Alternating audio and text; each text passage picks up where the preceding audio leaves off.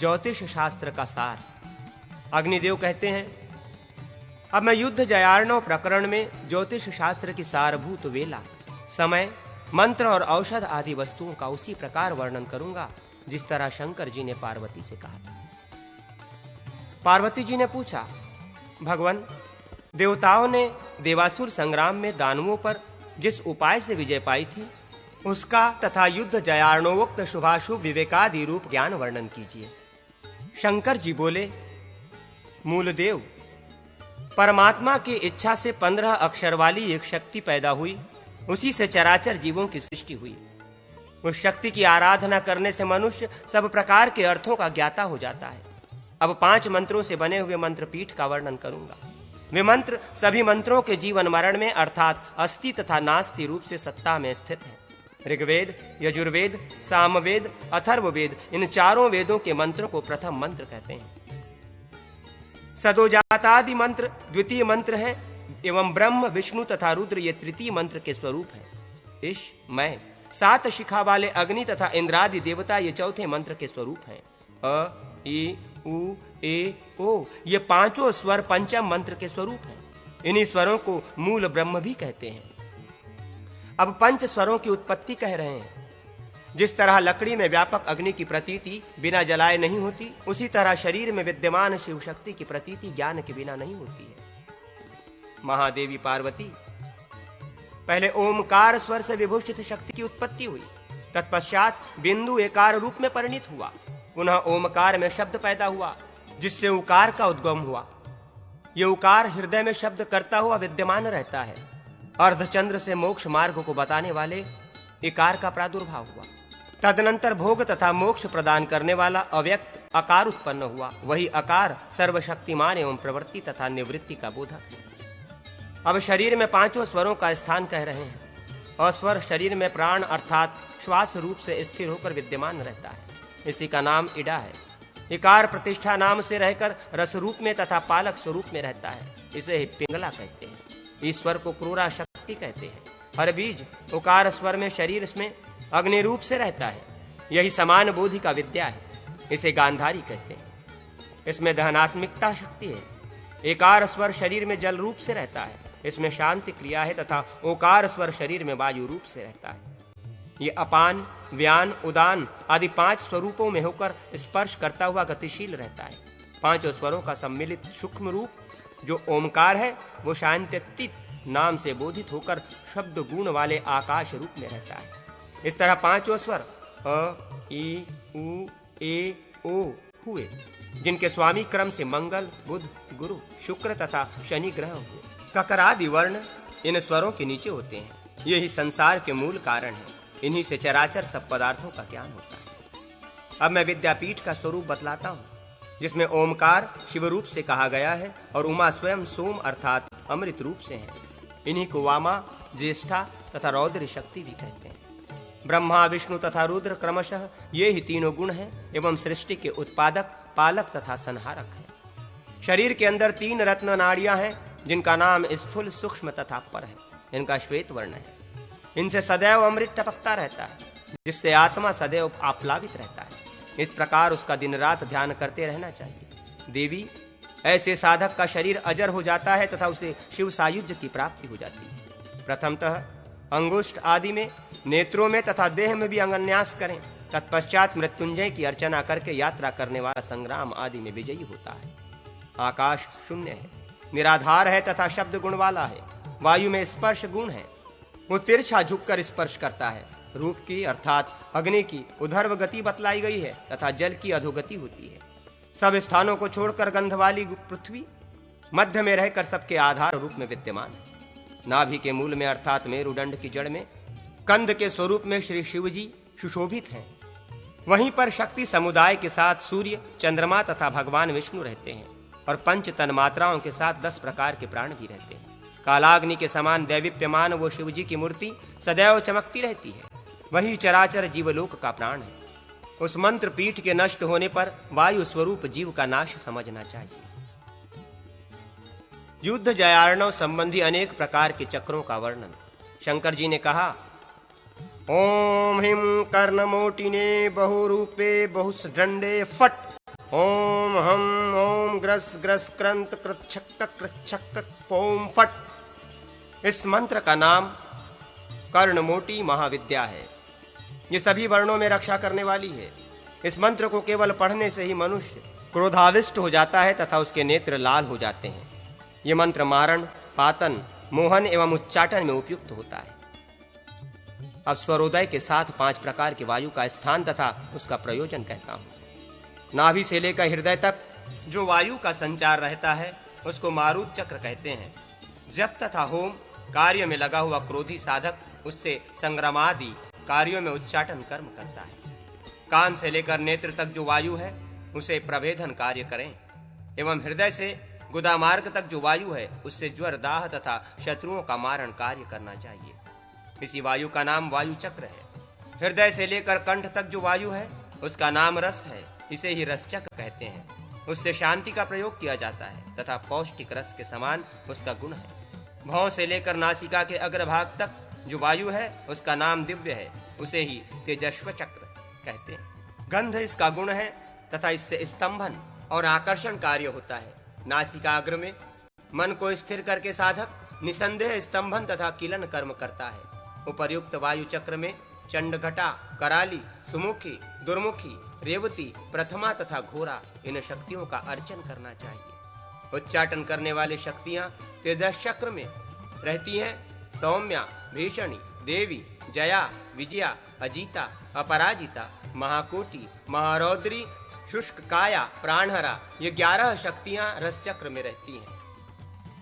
विरूपाक्षी, परा, दिव्या, 11 आकाश मातृकाएं, संहारी, जातहारी, दृष्टनला, शुष्करेवती, पिपीलका, पुष्टिहरा, महापुष्टि, प्रवर्धना, भद्रकाली, सुभद्रा, भद्रभीमा, सुभुद्रिका, स्थिरा, निष्ठुरा, दिव्या, निष्कंपा, गदिनी और रेवती ये 32 मातृकाएं कहे हुए चारों चक्रों मारुत, वायु, रस, दिव्य में 8-8 के क्रम से स्थित रहती है। सूर्य तथा चंद्रमा एक ही हैं तथा उनकी शक्तियां भी भूत भेद से एक ही हैं।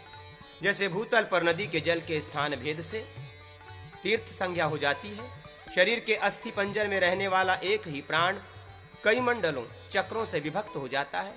जैसे वाम तथा दक्षिण अंग के योग से वही वायु 10 प्रकार का हो जाता है, वैसे ही वही वायु तत्व रूपी वस्त्र में छिपकर विचित्र बिंदु रूपी मुंड के द्वारा कपाल रूपी ब्रह्मांड के अमृत का पान करता है। अब पंचवर्ग के बल से जिस प्रकार युद्ध में विजय होती है उसे सुनो। अ, आ, क, च, ट, त, प, य, श ये प्रथम वर्ग कहा गया है। ई, ख, छ, ठ, थ, फ, र, श ये द्वितीय वर्ग है। क, उ, ग, ज, ड, द, ब, ल, स ये तृतीय वर्ग है। ए, घ, झ, ढ, ध, भ, व, ह ये चौथा वर्ग है। ओ, औ, अम, अह, अंग, त्यंग, ण, न, म ये पंचम वर्ग है। ये 45 अक्षर मनुष्य के अभ्युदय के लिए हैं। इन वर्गों के क्रम से बाल, कुमार, युवा, वृद्ध और मृत्यु ये 5 नाम हैं। अब तिथि, वार और नक्षत्रों के योग से काल ज्ञान का वर्णन करते हैं। आत्मपीड़, शोषक, उदासीन ये 3 प्रकार के काल होते हैं। मंगलवार को प्रतिपदा तिथि तथा कृतिका नक्षत्र हो तो वे प्राणी के लिए लाभदायक होते हैं। मंगलवार को षष्ठी तिथि तथा मघा नक्षत्र हो तो पीड़ाकारक होते हैं। मंगलवार को एकादशी तिथि और आद्रा नक्षत्र हो तो वे मृत्युदायक होते हैं। बुधवार द्वितीया तिथि तथा मघा नक्षत्र का योग एवं बुधवार सप्तमी तिथि और आद्रा नक्षत्र का योग लाभदायक होते हैं। बुधवार और भरणी नक्षत्र का योग हानिकारक होता है। इसी प्रकार बुधवार तथा श्रवण नक्षत्र के योग में काल योग होता है। बृहस्पतिवार तृतीया तिथि और पूर्वा फाल्गुनी नक्षत्र का योग लाभकारक होता है। बृहस्पतिवार अष्टमी तिथि धनिष्ठा तथा आद्रा नक्षत्र एवं गुरुवार त्रयोदशी तिथि आश्लेषा नक्षत्र ये योग मृत्युकारक होते हैं। शुक्रवार चतुर्थी तिथि और पूर्व भाद्रपदा नक्षत्र का योग श्री वृद्धि करता है। शुक्रवार नवमी तिथि और पूर्वाषाढ़ा नक्षत्र ये योग दुखाप्रद होता है। शुक्रवार द्वितीया तिथि और भरणी नक्षत्र का योग यमदंड के समान हानिकारक होता है। शनिवार पंचमी तिथि और कृतिका नक्षत्र का योग लाभ के लिए कहा गया है। शनिवार दशमी तिथि और आश्लेषा नक्षत्र का योग पीड़ाकारक होता है। शनिवार, पूर्णिमा तिथि और मघा नक्षत्र का योग मृत्युकारक कहा गया है।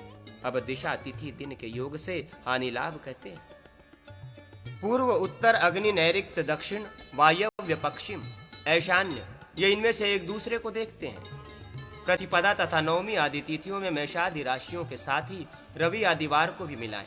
ये योग कार्य सिद्धि के लिए होता है। जैसे पूर्व दिशा, प्रतिपदा तिथि, मेघ लग्न, रविवार, ये योग पूर्व दिशा के लिए युद्ध आदि कार्यों में सिद्धिदायक होता है। ऐसे और भी समझने चाहिए। मेष से 4 राशियां अर्थात मेष, वृष, मिथुन, कर्क एवं कुंभ ये लग्न पूर्ण विजय के लिए होते हैं। शेष राशियां मृत्यु के लिए होती हैं। सूर्यादि ग्रह तथा रिक्ता, पूर्ण आदि तिथियों का इसी तरह क्रमशः न्यास करना चाहिए, जैसा कि पहले दिशाओं के साथ कहा गया। सूर्य के संबंध में युद्ध में कोई उत्तम फल नहीं होता। सोम का संबंध संधि के लिए होता है। मंगल के संबंध से कलह होता है। बुध के संबंध से संग्राम करने से अभिष्ट साधन की प्राप्ति होती है। गुरु के संबंध से विजय लाभ होता है।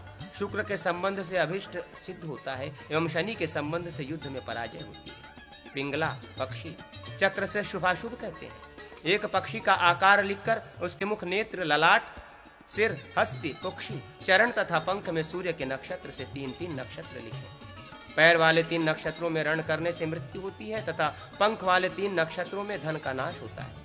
मुख वाले 3 नक्षत्रों में पीड़ा होती है और सिर वाले 3 नक्षत्रों में कार्य का नाश होता है।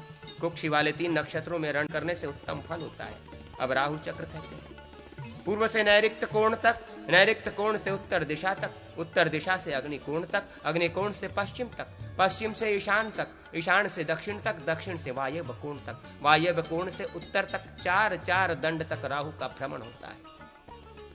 राहु को पृष्ठ की ओर रखकर रण करना विजयप्रद होता है तथा राहु के सम्मुख रहने से मृत्यु हो जाती है। प्रिय, मैं तुमसे अब तिथि राहु का वर्णन करता हूं। पूर्णिमा के बाद कृष्ण पक्ष की प्रतिपदा से अग्निकोण से लेकर ईशान कोण तक अर्थात कृष्ण पक्ष की अष्टमी तिथि तक राहु पूर्व दिशा में रहता है। उसमें युद्ध करने से जय होती है। इसी तरह ईशान से अग्निकोण तक और नैऋत्य कोण से वायव्य कोण तक राहु का भ्रमण होता रहता है। मेषादि राशियों को पूर्वादि दिशाओं में रखना चाहिए। इस तरह रखने पर मेष, सिंह, धनु राशियां पूर्व में, वृष, कन्या, मकर ये दक्षिण में, मिथुन, तुला, कुंभ ये पश्चिम में, कर्क, वृश्चिक, मीन ये उत्तर में हो जाती है। सूर्य की राशि से सूर्य की दिशा जानकर सम्मुख सूर्य में रण करना मृत्यु कारक होता है। भद्रा की तिथि का निर्णय बताते हैं। कृष्ण पक्ष में तृतीया, सप्तमी, दशमी तथा चतुर्दशी को भद्रा होती है। शुक्ल पक्ष में चतुर्थी, एकादशी, अष्टमी और पूर्णिमा को भद्रा होती है। भद्रा का निवास अग्निकोण से वायव्य कोण तक रहता है। अ, क, च, ट, त, प, य, श ये 8 वर्ग होते हैं, जिनके स्वामी क्रम से सूर्य, चंद्रमा, मंगल, बुध, बृहस्पति, शुक्र, शनि, राहु ग्रह होते हैं। इन ग्रहों के वाहन क्रम से गृध्र, उलुक, बाज, पिंगल, कौशिक, उलुक, सारस, मयूर, गोरंक नाम के पक्षी हैं। पहले हवन करके मंत्रों को सिद्ध कर लेना चाहिए। उच्चाटन में मंत्रों का प्रयोग पल्लव रूप से करना चाहिए। वश, ज्वर एवं आकर्षण में पल्लव का प्रयोग सिद्धिकारक होता है। शांति तथा मोहन प्रयोग में नमः करना ठीक होता है। पुष्टि में तथा वशीकरण में वौषट एवं मरण एवं प्रतिविनाश के प्रयोग में हुम कहना ठीक होता है। विद्वेषण तथा उच्चाटन में फट कहना चाहिए।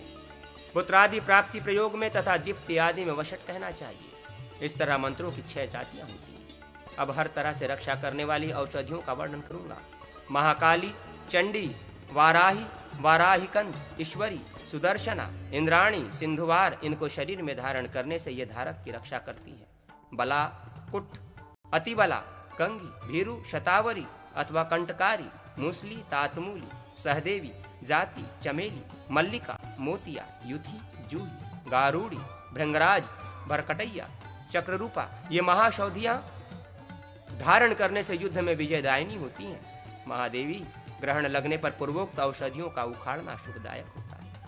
हाथी की सर्वांग संपन्न मिट्टी की मूर्ति बनाकर उसके पैर के नीचे शत्रु के स्वरूप को रखकर स्तंभन प्रयोग करना चाहिए, अथवा किसी पर्वत के ऊपर जहां पर एक ही वृक्ष हो उसके नीचे अथवा जहां पर बिजली गिरी हो उस प्रदेश में वल्मीक की मिट्टी से एक स्त्री की प्रतिकृति बनाए।